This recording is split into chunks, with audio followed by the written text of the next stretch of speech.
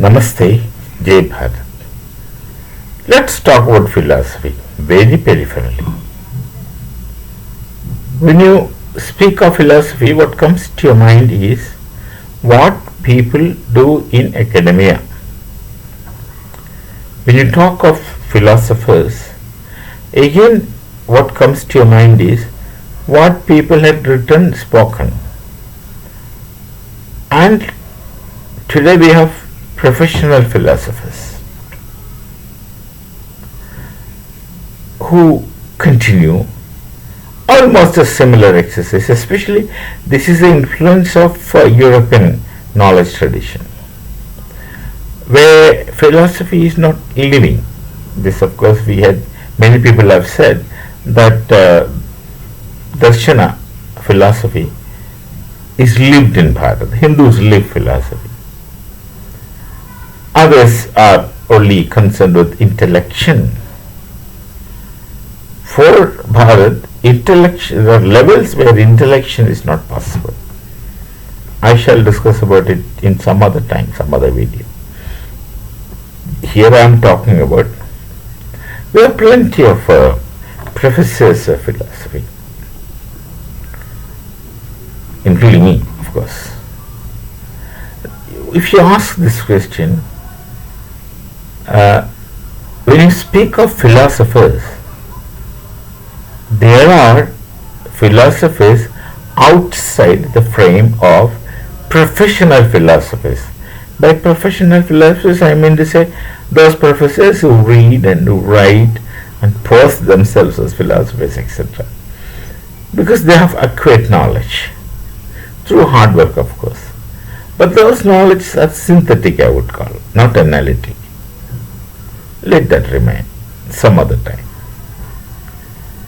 You look at, when you say somebody a philosopher, this question one need to ask. To what extent they are philosophical? To what extent a philosopher is philosophical? This question we have to ask today in present context, because we have this professional philosophers. This directly tells us another thing. Philosophers are not confined to academia. And in fact, possibly, one might find more philosophers outside academia frame than within academic frame, whether or not that genuine philosopher say something, speak something, or even write something. Hardly anybody writes. Even Socrates, the familiar man, most of you are familiar with him, did not write anything. He just spoke. Well, Plato wrote, his students wrote what he said. Otherwise he himself wrote nothing. So the question is, once there are professional philosophers in academia and who are very concerned about themselves as being philosophers many times, there are philosophers outside this academic frame, and at times, not just at times, most of the times, they are more contributive, original thinkers than our synthetic minds. I'm just conveniently calling them synthetic minds because knowledge gets accumulated and gets synthesized in his mind and he repeats it. That's what goes on in academia, and that's how students are taught. You acquire knowledge, synthesize and give it to students. Rarely very people can analyze, though there are many people who claim to be analytic philosophers.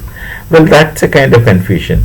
Linguistic analysis is called as analysis, and those who do linguistic analysis also get the name analytic philosophers. But actual analysis should have been conceptual analysis. They could be different, but original thinkers are well outside this field. The question is, simply ask this question when they come across things.